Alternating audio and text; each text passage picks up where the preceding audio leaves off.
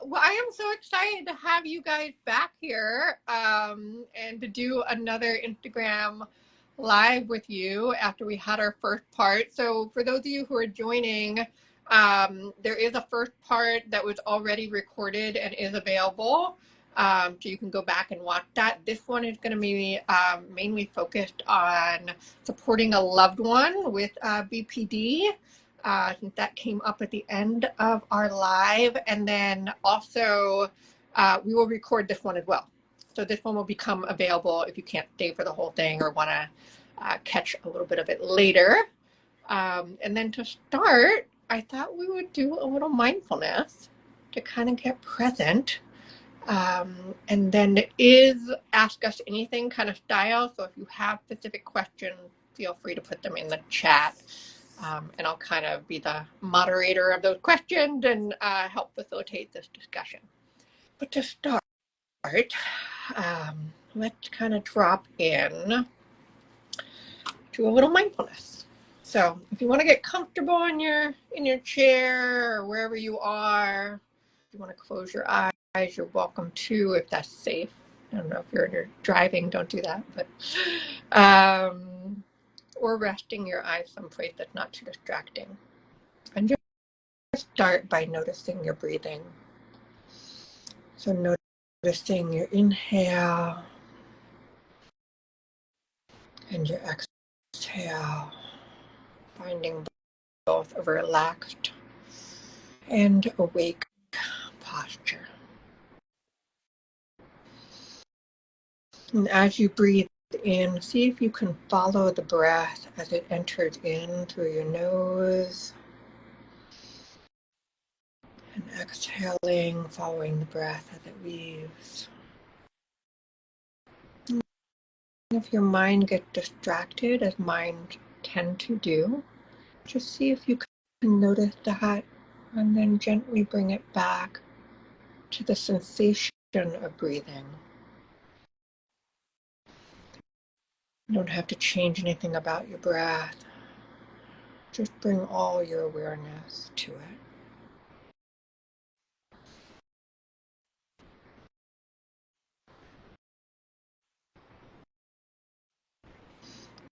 Letting go of distraction and just being in this moment.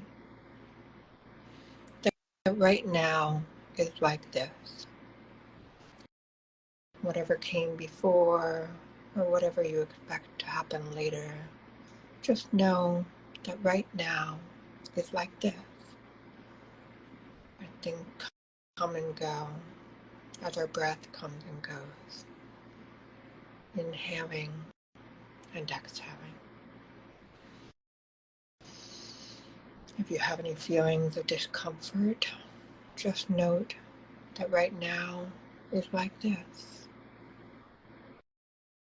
Or even feelings of comfort right now is like this. We observe and notice and then let go. Being with the moment.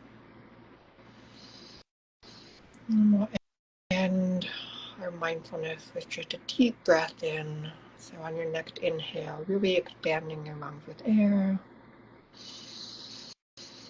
And then slowly exhaling out. And then opening your eyes and coming back.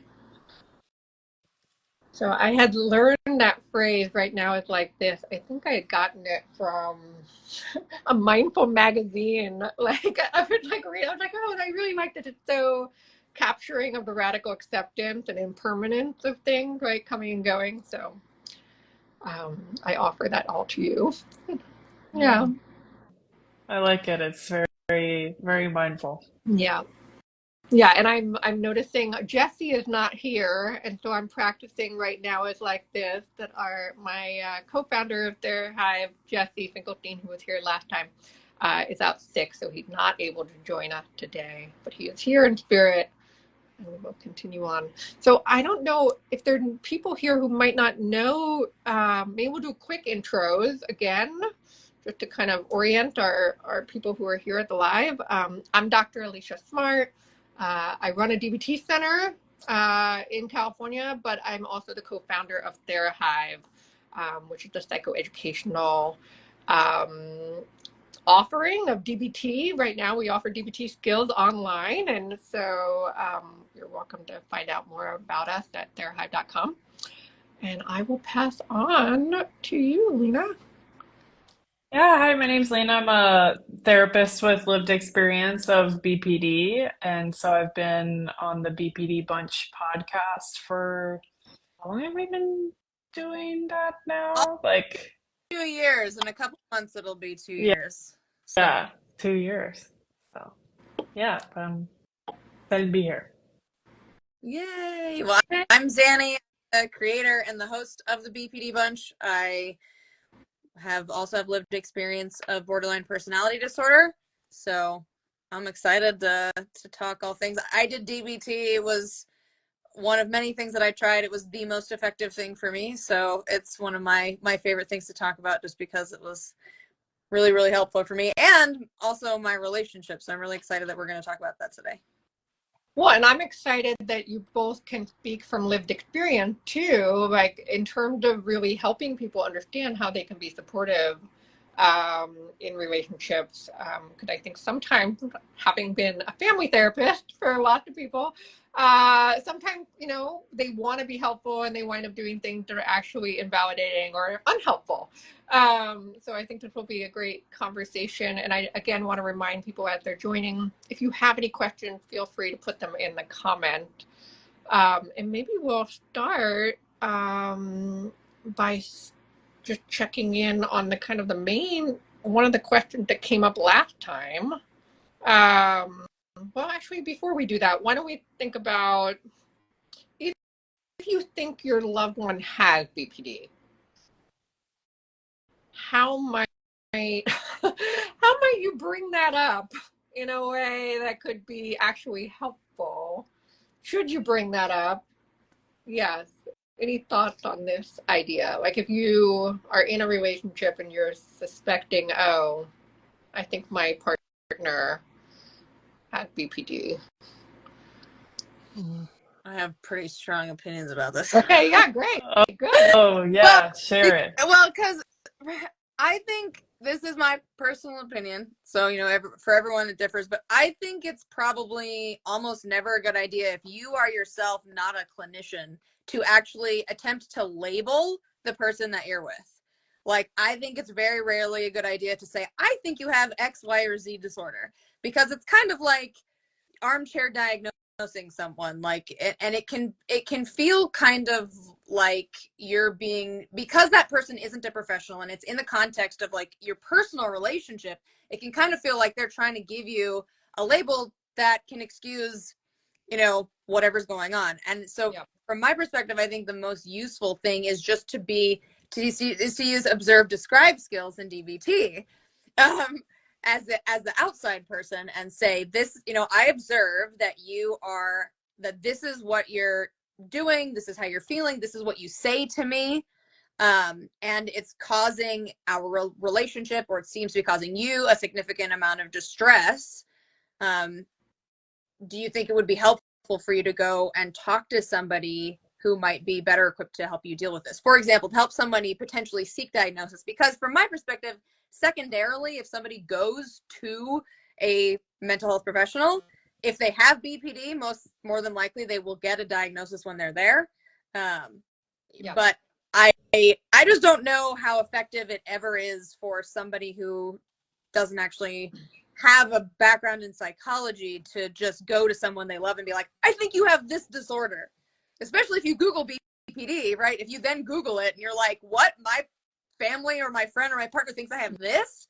Yeah. Like, I think that would be really, really difficult for me. Yeah. Yeah, I think also even if you are a clinician, because it's, I think where you're coming from and how you talk about it with the person, it can often be coming from a place of like, I need an explanation for your behavior rather than you need an explanation for it or you need an understanding of it. Like I always think about the first time I brought up with my partner that I thought he has ADHD, and I'm he so blatantly does, but I was like, oh, you can't ever remember to do anything. I was like, God, you totally have ADHD. And it's like, it's more coming from my own need to kind of understand what's going on for him than maybe his own, you know. Yeah, I want to echo both of that. I think that nobody likes being labeled, right? And I think in general, if it's coming from a partner in particular, you're going to feel really judged and criticized and feel like they're also like blaming you for the problems going on in the relationship. Yeah. Which is not going to inspire motivation to want to change, right? Or to address it. So I definitely have had family come to me where they're like, I think my kid has this, or I think my partner has this, and how do I get them in treatment? How do I get them to see it? I love what you said about observing and describing. Because if we come to someone and say, like, I notice you're having a lot of ups and downs, or I notice it seems like you're struggling with some pretty intense emotions. Do you want to talk to somebody? Or how can I support you? Or like, we're having trouble in our communication. Can we go to therapy together?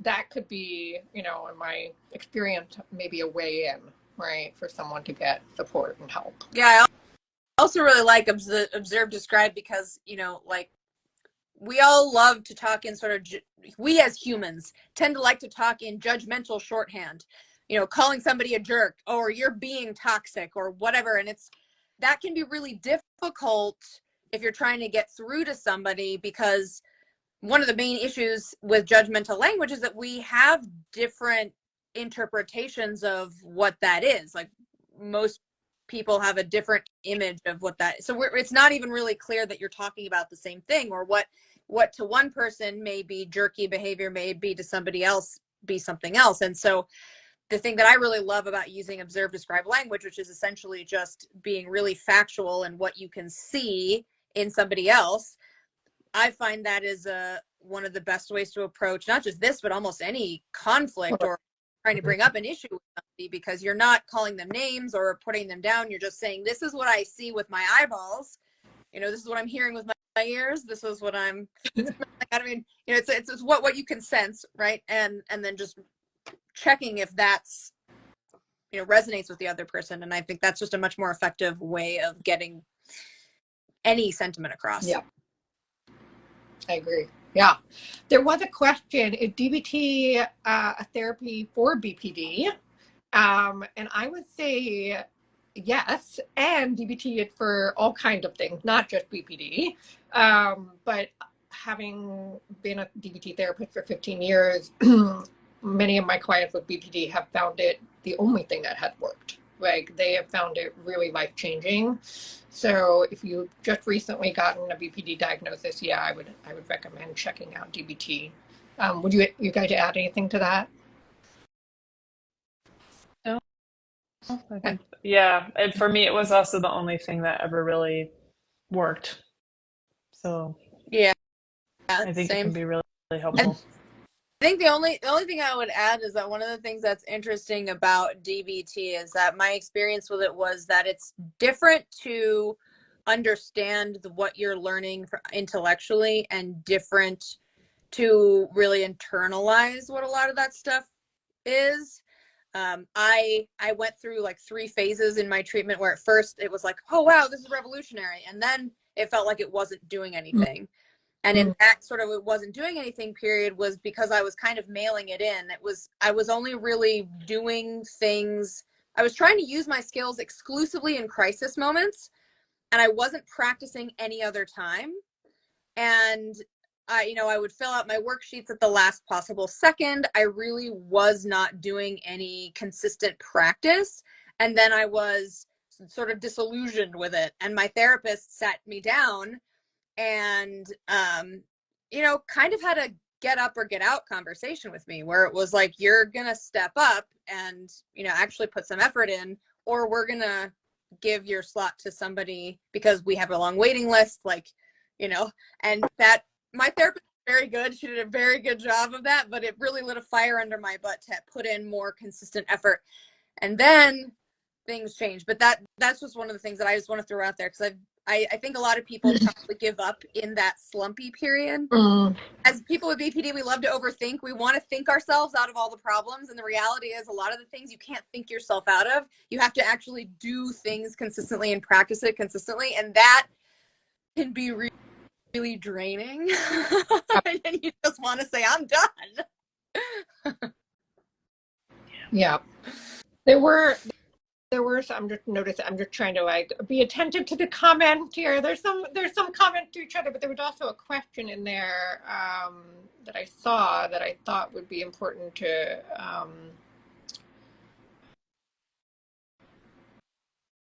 yeah, I think that the piece around what you just said, and as a therapist, I've definitely seen this too, where people get really excited about the distress tolerance skills and like something to do, something in the moment. But then the emotion regulation skills or the like, ongoing practice, because it is a practice, like it is like an ongoing thing where we are taking care of our body, take care of our mind, reducing vulnerability, like, and it's not something you just like pull out every once in a while, but it's a lifestyle, right? Of being mindful and practicing these skills. So yeah, I appreciate you saying that. I think it's true. It does require work. Change requires work. Yeah. Yeah. Which, like, I needed to learn the distress tolerance. Like, that's where I needed to start. I think that's true for a lot of people in with BPD or in DBT. But yeah, it's definitely like a thing that, we have to kind of keep coming back to. And that's why working with a therapist who really practices comprehensive DBT is going to help you, be mindful of that. Yeah. So. Okay, I'm going to move to the question that was in our last Instagram live that kind of prompted us to actually even have this meeting, this one. I think this is such an interesting question, so I'm curious to hear how you answer. How do you help your partner with BPD who's been through DBT use their skills effectively when they're at their skills breakdown point? So basically, like, if you have a partner who has BPD and they've been through DBT, how do you get them to use their skills when they're emotionally dysregulated? I mean, it's how I read that question. Yeah. Yeah. I mean, I feel like I could write a thesis on this question. It's such a big question because I think this is like not just in relationship, this is what kind of what we were just talking about when you go through DBT and maybe you learned all the skills and then it's the applying part that's really hard, like going through skills group. While it's a pain in the butt to show up every week for 6 months to a year, it's relatively like the easy part is like learning the skills and the acronyms and all that stuff, but actually having to in the moment use those skills, especially when you're in a skills breakdown point, is so hard.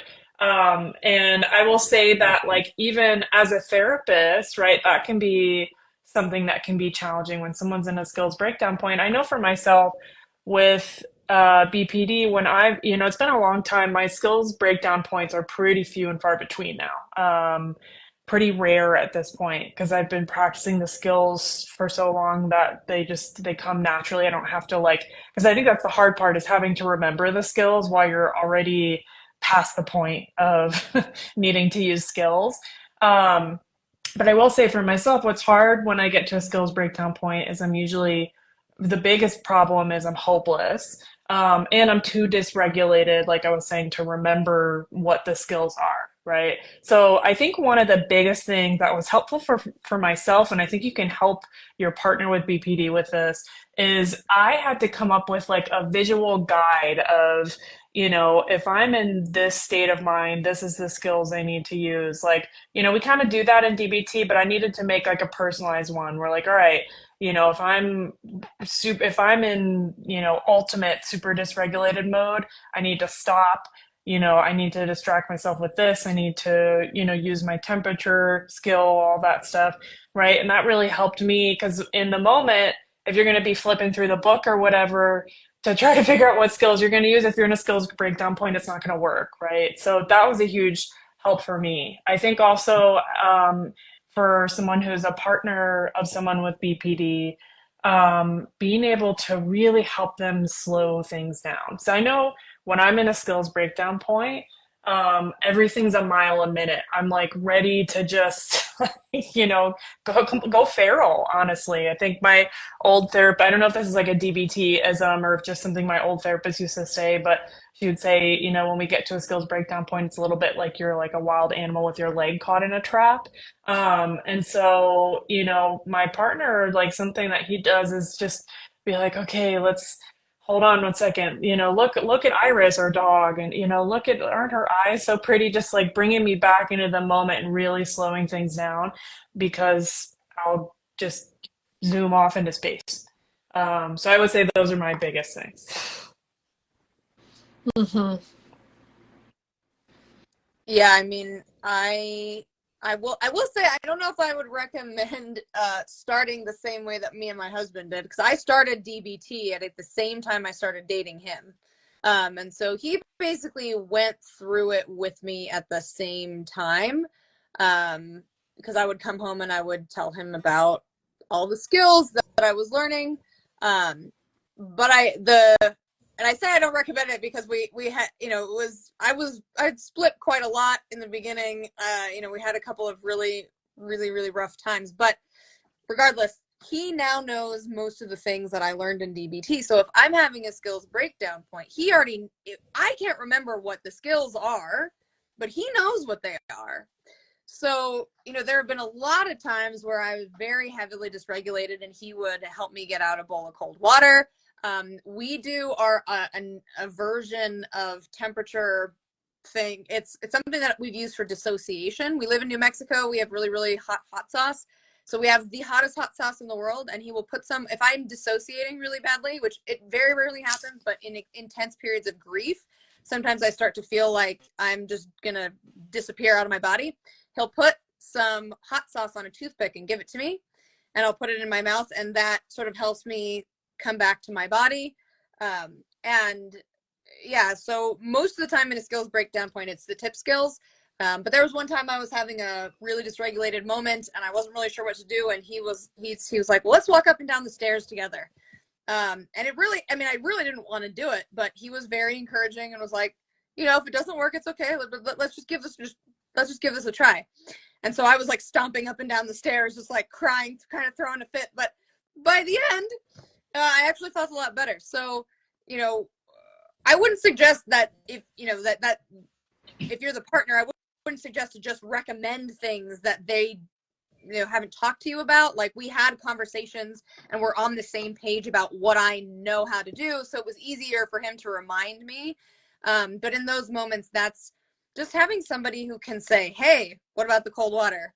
Hey, do you need the toothpick? You know, those things have been really helpful for me. Yeah, I'm appreciating you saying the piece around coping ahead, because I found with my family is having a plan ahead of time and including the person you love with BPD in on the like, how are we going to do this together as a collaborative effort versus like some parents, especially with my teenage clients, when they tell their kids, like, you know, in a dysregulated mode, go use your skills or use your DBT skills, like that did not create the reaction that the parent, like, it actually makes things worse. Oftentimes the teenager, like, that just evokes like an FU response in them where they're just like, I'm gonna throw this it would have responded me too as an adult. So Me too. yeah, I think adults can feel the same way. I mean, like, if somebody you love says calm down, it doesn't make you want to calm down, right? So it's like being able to be like, oh, look at the dog, let's do this. Like, I like the idea of like the doing distraction with you. That feels more like we're doing something together, right? Versus I'm telling you what to do and there's something wrong with you in this moment. Yeah. Yeah, I think for me also, you know, I've talked about this before, like we've gotten to the point in our relationship where I often, yeah, really need my partner to do things with me. Because especially if it's because of a conversation we're having or something that I get dysregulated. Yeah, it certainly doesn't feel good for someone to say, all right, go calm down, right? Like, you know, I think for people with BPD, we get told so often that we're the problem, right? That like, you better go calm down because you're causing a problem for everyone else, which really ignores the fact that a lot of times, yeah, it's that transaction, the whatever happens that the other person says, and then, the response and all that, and we get dysregulated, right? But I think also, when I go and do my skills or whatever, right? Danielle, my partner, will often, feel kind of lonely, right? If I'm like, I need to go walk away, and vice versa. Also, if he's like, I need a break, which we needed to really learn the like, I need a break thing first, right? Because like, I needed to learn how to be like, I'm done. I can't say anymore. But sometimes now it's also really helpful for us to, in the moment, be like, I just need a hug, or can you just sit with me for a second and can we just sit here and be quiet for a second? Yeah. It's really helpful. Well, it's beautiful when you can have that relationship to actually allow yourself to be vulnerable and get the support and like, regulate together. That can be incredibly regulating, right? To just know that there's another person there. Yeah. I did see a question in the chat about what do you do when your loved one with BPD calls you names like narcissistic, manipulative, sick, and I'm assuming that in a state of dysregulation. How do you deal with that? Yeah, I have some thoughts on that, but yeah, how would you? Well, I would say, my first thought is that kind of in line with this idea of a skills breakdown point. I know the point where I get to where I start to split, right? And my splitting on my partners become less and less frequent and less severe. But especially early on in our relationship, when, we were still getting to know each other and the stakes were a lot. I mean, the stakes are high now, right? We have this serious long-term relationship and we're getting married and all that stuff. But at the beginning, we didn't have that secure attachment. We didn't have that trust or anything. And so I was very much like, things could turn on a dime for me emotionally with him, right? I think having a conversation when you're not, for one, not in a state of dysregulation about these things, right? Discussing that it's an issue. But also I think it really comes back to when we're in a dysregulated state, do we need to take a break from each other, right? I think especially in our relationship, because it's a bilingual household, right? One of us is always forcing themselves to speak a language that's not their native one. And typically, I'm the one who's speaking Portuguese with my partner, as he's Brazilian. And trying to speak in another language when I'm super dysregulated there are times even now where I'm like, you know what, I can't do this right now. And so I've really, like, we've both really had to learn to say, you know what, I just can't talk right now. And the other person, like, we've had a lot of conversations about this. We've talked about it in couples therapy and everything, that when, one of us says, I need a break, that the other person has to respect it no matter what, right? And so it's really hard because my partner is definitely the type of person that is like, he's the first to call time out, and I'm usually the one who wants to keep going. But I think having that agreement of being able to say, like, all right, we need to know when to call a break, so we don't go down to this path where I'm going to get dysregulated and call you names or say things I regret, was a huge game changer for us. It's not I think a perfect fix. I think for us, like going to couples therapy and a lot of the other work that each of us does on our own was necessary, but that was also a huge part to not get to this point where name calling happens and stuff. Yeah, and I like what you said around the being able to talk about it when you're not dysregulated, because I think trying to confront somebody when they're in emotion mind and they may be saying things without thinking is not going to be an effective conversation. Yeah. And I think the part of the understanding in terms of taking spaces, like for me, it would not have been very, like, if I thought even when I was not dysregulated, that I was perfectly justified to say all of those things, and our relationship would never have gone anywhere. Because in my non-regulated state, I at least have to be able to recognize that that's a problem and do my best to try to step away from the situation before it gets to that point. After that point, I don't know if this works for everybody, but one of the things that has been helpful in our relationship is, it's back to the observe, describe. It's just so much is asking each other questions like, what does that mean? Like, you're calling me this name, what does that mean? Or what is your objective right now in saying this thing?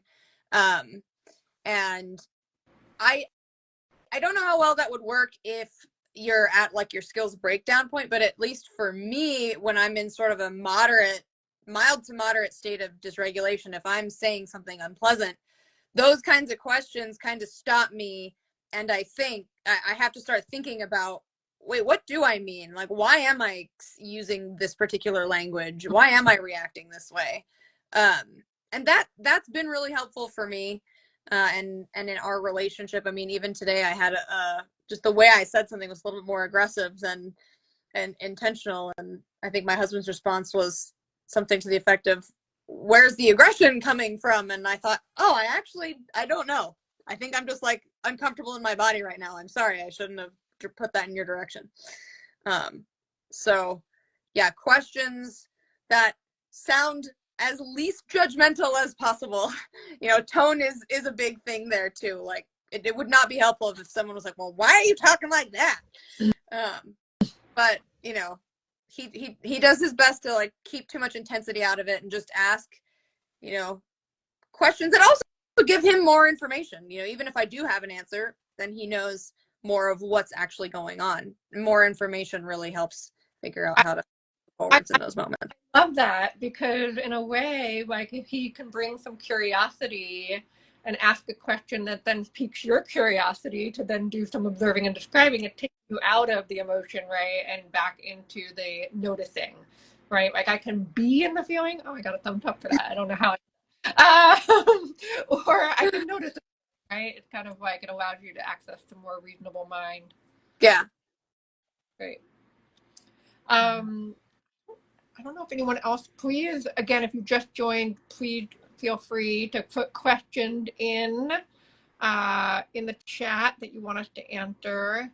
So here with a kind of a more general question: how did one maintain their own mental health and like taking care of themselves while also supporting a partner? Would the partner has BPD or just had BPD? Yeah. Or what should you do if you start to feel overwhelmed?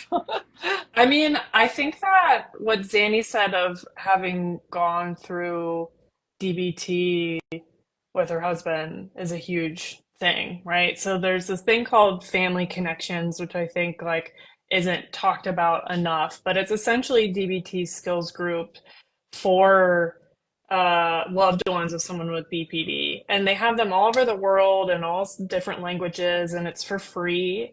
And depending where you're coming from, there's sometimes like a long wait list. So whenever I bring it up to clients, I'm like, put yourself on the wait list, even if you aren't sure you want to participate in it. But it's an amazing program, because I think the thing is that like we said before, DBT was developed for people with BPD, but we all need these skills. And, especially if you're, in a relationship with someone who deals with a lot of emotional dysregulation, whatever it is, right? Being able to have your own skills support yourself, like, it's not just for people with BPD, it's really helpful, across the board. So I've definitely, taught my partner a lot of DBT skills along the way, for sure. Yeah, and I'll echo that. I personally use DBT skills all the time. I mean, I teach DBT skills, I live DBT skills. I'm like constantly using them. And my husband, who's the co-founder of TheraHive with me, has now learned all the DBT skills, and these are life skills. I mean, I'm now teaching my kids these skills. I mean, I think they're so useful for everyone. And I do think, the thing around like self-care is so important. Like if we're feeling like we're not taking care of ourselves in general, it's hard to be supportive to anyone else, let alone yourself, if you're not attending to what you need for yourself in terms of, like, being able to eat well, like all those vulnerability factors again. I think that it's important, if you do feel stressed or overwhelmed or confused or don't know how to help, like, to reach out to Instagram lives like this, educate yourself. There are some good books. I like the Loving Someone with BPD by Sherry Manning. I feel like that's a really um, I don't know how to say it. Stigmatizing. Yeah, I feel like there's some books on BPD that make it sound like, oh my God, this horrible thing. And it's not. And I get actually very angry with other therapists in the industry who don't do DBT, who are like, oh, borderline clients, I don't want them. And that actually infuriates me as a therapist. But I think there are books out there that are, can go either way. And there are some really nice books out there that are very supportive of people who have BPD and the lived experience. So going toward those ones. Yeah. I did see a question. How do you support a loved one who tends to shut down? So this is kind of the opposite of, like, maybe having big emotions and expressing them, but more goes internal. Mm-hmm. Yeah. I don't have anything about this because I am the most explosive. I'm loud classic presentation all the way. So I don't have an answer for you. Yeah. Yeah. Well, I think that with shutting down, um, I think that there's a lot of things that happen when we shut down, in the same way that there's a lot of things going on when we explode, right? I know for myself, because I kind of do both, I tend to, kind of act out when I'm feeling really unseen and unheard, and I'm getting to a point of, like, desperation with it where I can't cope with it anymore. And shutting down for me often happens when I have that same experience over and over again and don't feel like maybe even I know how to express my own emotions or what I'm feeling. And so I just kind of, like, swallow them whole instead of expressing them, right? I think people, without BPD do this to some degree where, they might not share what they're feeling or, what's going on for them because they're, afraid. They don't feel like they know what to say or that they deserve to ask for help or whatever it is, right? This is maybe more of that kind of discouraged BPD type of presentation, right? And so I think the thing is when someone's shut down, in the same way that when we're acting out, it's really hard to kind of revert course, right? If someone's really shut down, it's going to be really hard to get, if you repeatedly ask them what's going on, or, like, here, like, if, just keep kind of poking them, right? They might not respond to that, right? They might be, yeah, in their kind of version of a skills breakdown point, right?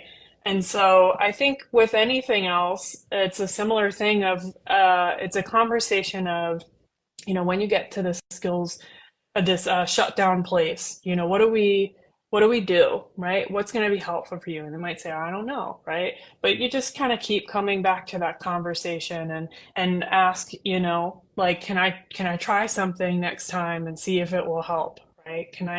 Is it okay if I text you, right? One of the things I've really learned about friendship and relationship and, functional recovery myself is, always asking questions of curiosity, right? We often feel like, oh, well, if someone's shutting down, if someone's shutting down, I'm not gonna bother them, right? Because they're, they clearly don't want help, right? And it might be that, the person doesn't know how to ask for help, or they don't feel like Right. Or they they don't know want what. to, they don't want to be a burden. Like, yeah, I mean, there could be so many things going on in their mind. Yeah.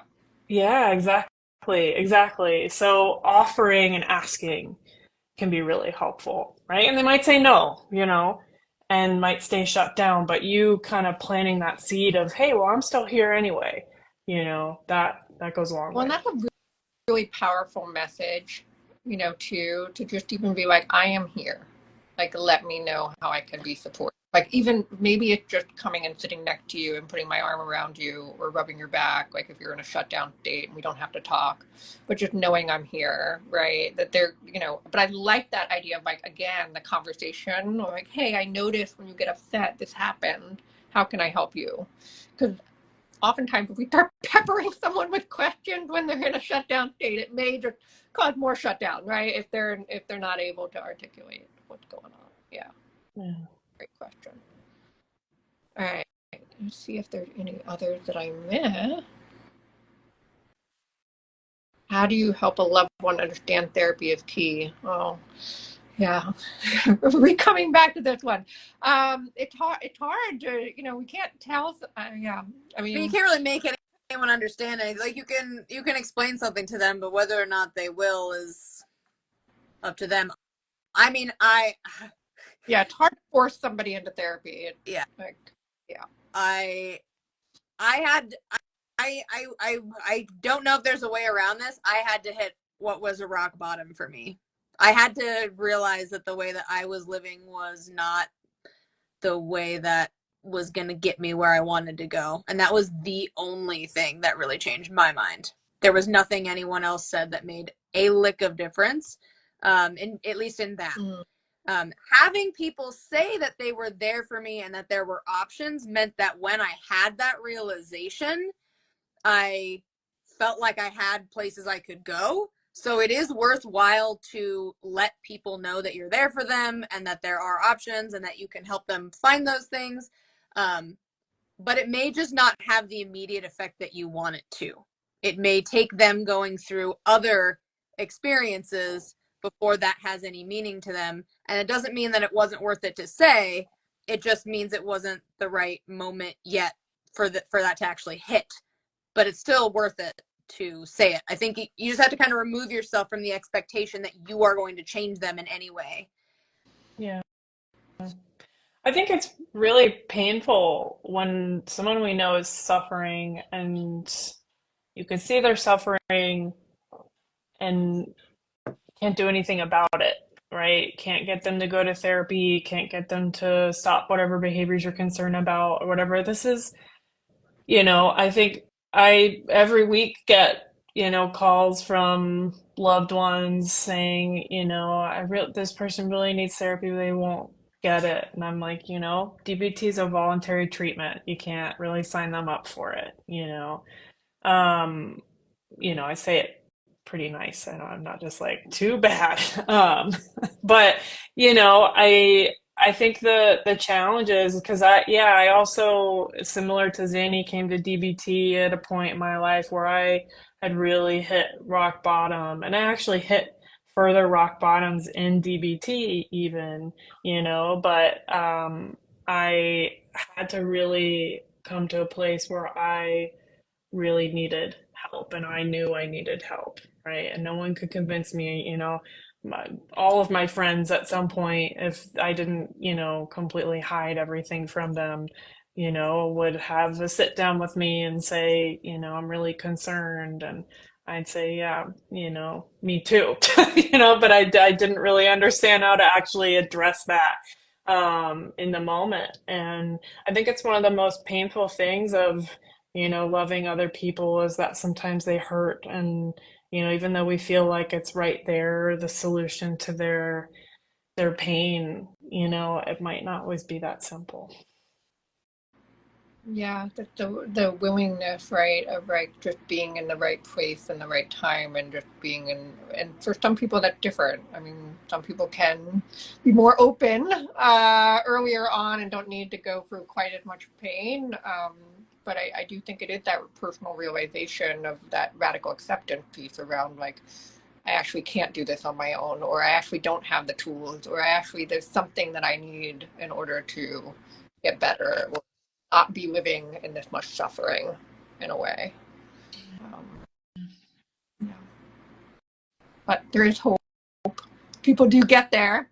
Yeah. Yeah. Might take a little bit longer than we'd like it to, but I'm hopeful for the person in your life that they do come to that realization. Yeah. Well, I want to take just a moment to really thank you both. I'll leave more space if anyone has any lingering questions. If you haven't checked out the BPD Bunch podcast, do that. It's just so lovely to get a chance to talk to both of you again, and we'll continue as things come up. If you have things you want to hear about, we could also schedule another one of these to talk about more topics in the future. I'll do a quick little plug on TheraHive, and that we are offering a student discount for recently we've gotten college students and people in graduate schools who are really needing support and may not have as much financial means. And so we are offering a student rate discount for our TheraHive course, which is a DBT program. So you can check that out on our therahive.com website, as well as if you have a therapist you already work with, or maybe not trained in DBT, they can also get access to some of our material to support your DBT learning. It's awesome. Yeah. All right. See if there's any other questions or topics people want to hear about. Put them in the comments.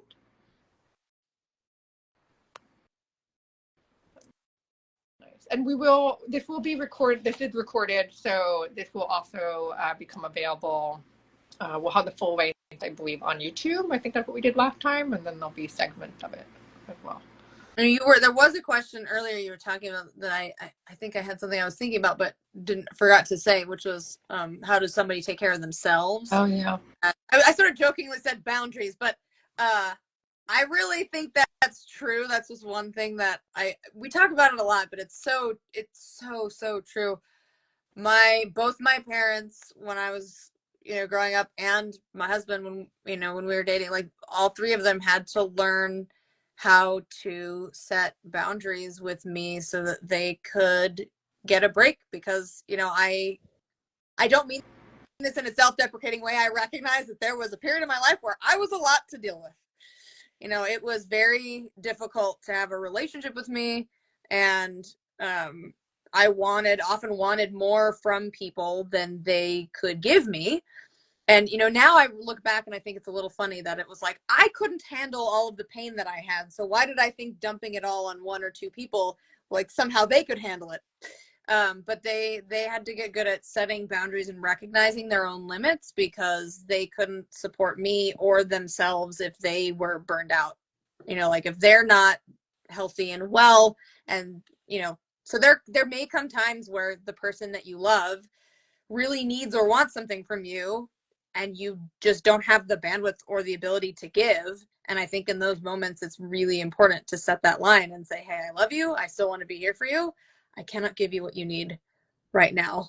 And, if you have alternatives, it took a village. I'm very fortunate that there were other people that they could lean on and send me to. But trying to create a network and a community of people who can help out in that time, I think really makes a difference. Absolutely. I think this is true even for a DBT therapist, to have a network, because I know that there are definitely times when clients, like I have become the only person they want to talk to at all times. And I also have my own limit. Like I go to bed and I'm sleeping at 2:00, right? But they may need help, right? And so like having a network and other support is important. So I think that's really important for everybody to have, being able to respect our own limits, know what our limits are. Unfortunately, sometimes we don't even know what our limits are until they're crossed.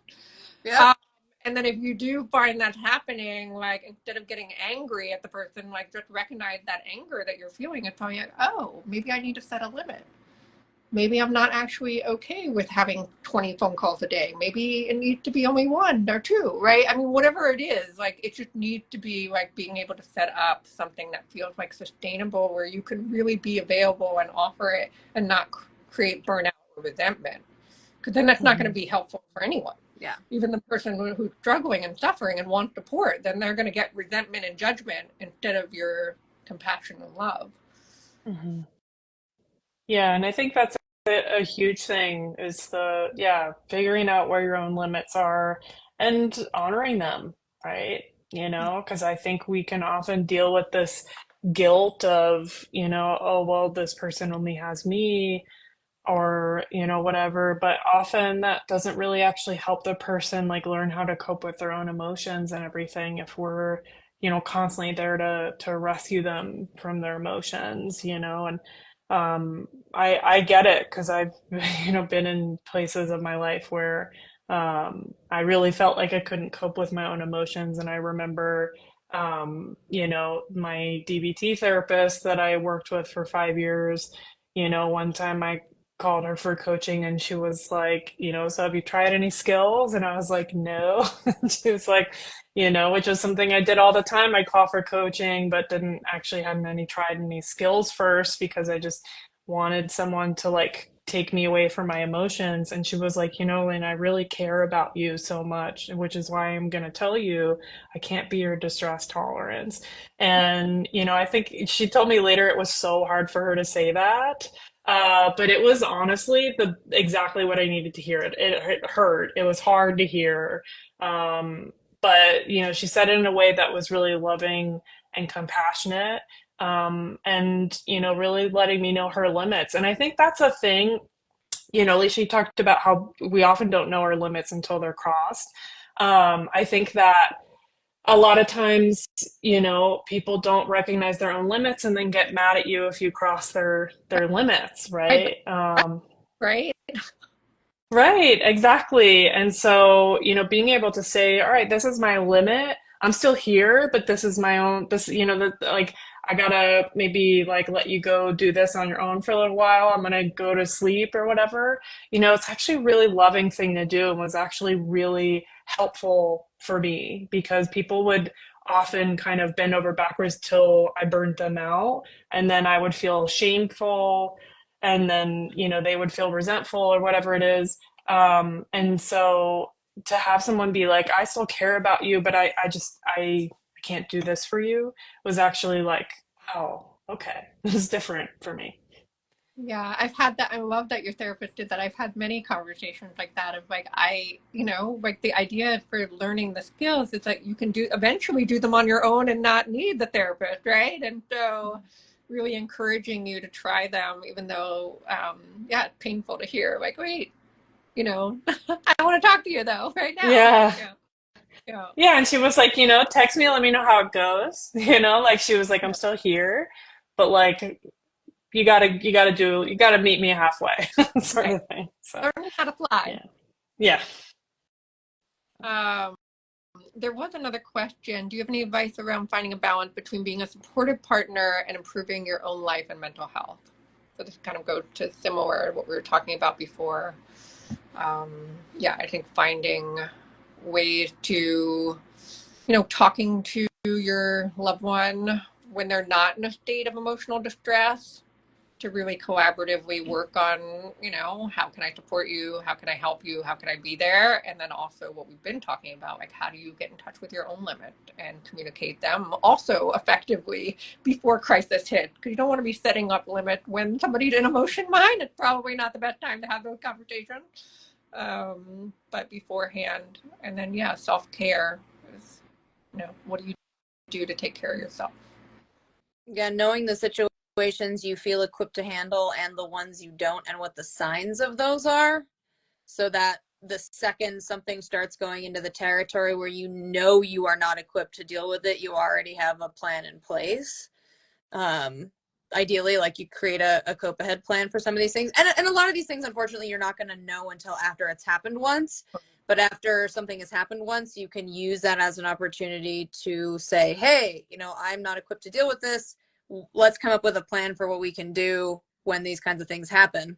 But just, I'm just trying, I wish my husband was here because he would be the great person I mean, one of the things, pretty firm limits in the beginning of our relationship, which was, like this was before we were married, but not that they're really all that different, but he was, for example, if our relationship was interfering with his life to the point where his job was severely affected.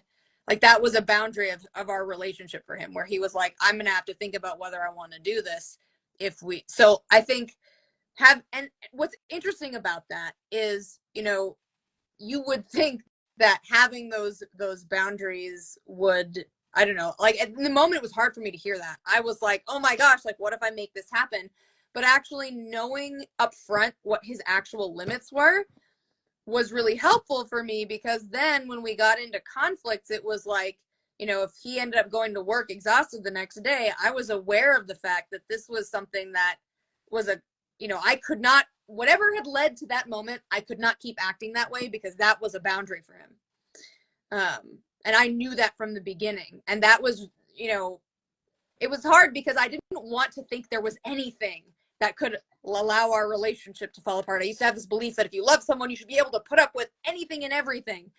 And so like hearing those boundaries was really uncomfortable, because I had to sit with the knowledge that there were things I could do that would end our relationship. But clearly having that outlined to me from the beginning actually was really helpful, because then I knew exactly what not to do to keep that from happening. I mean, I don't know how well that would have worked in my completely unaware days. I probably would have just done exactly the things to end the relationship and then been upset at him for leaving. But being in the process of recovery and having that information changed everything for me. And I think it made it easier for him also, because he knew what the boundary conditions of the relationship were. It made it easier for him to find a balance between helping me and focusing on his own life. I want to parallel. I know this is totally different. You're in a marriage, like a romantic relationship, but I actually think this is one of the things that makes DBT therapy different than other therapies. Like I've had so many clients find that therapists have fired them. Like they have been fired by multiple therapists before they have found DBT. And one of the things that you just said really speaks to the same thing in DBT. It's like, we talk about therapy interfering behaviors. We explicitly tell clients what they can, like what to expect and what the limits are and like what the parameters are. And that's actually really helpful. Yeah. Like, oh. It's the worst if you do something and it feels like you made a mistake and you weren't informed in advance. And then they're like, oh, well, you crossed this boundary of mine that you didn't know existed. So bye. A lot, I think some people are like, it should be common sense. But, when you're very intensely emotional, a lot of common sense things go out the window if they were ever even thought of at all. Right. So yeah, having that outlined at the beginning, it was like, okay, great. Like, do I like having these boundary conditions placed on my relationships? Not really. But at least now I know what to expect. Totally. Yeah. Mm-hmm. Yep. Instead of it hitting me in the face later on. Yeah. Yeah. Right. Feeling like the rug pulled out from under me and that I had no idea, right? Which is more heartbreaking. Yeah. Well, thank you. Thank you. Went on. Love that. Seriously, it's been so fun. And as people watch these, or feel free to let us know if you want any more of these, or if there are topics you want us to talk about. I'd love to get Jesse back in here. I know he was bummed that he's like sick in bed right now and not able to join us. So hopefully the next one. And thank you so much. Thank you so much. Thank you for having us. This was great.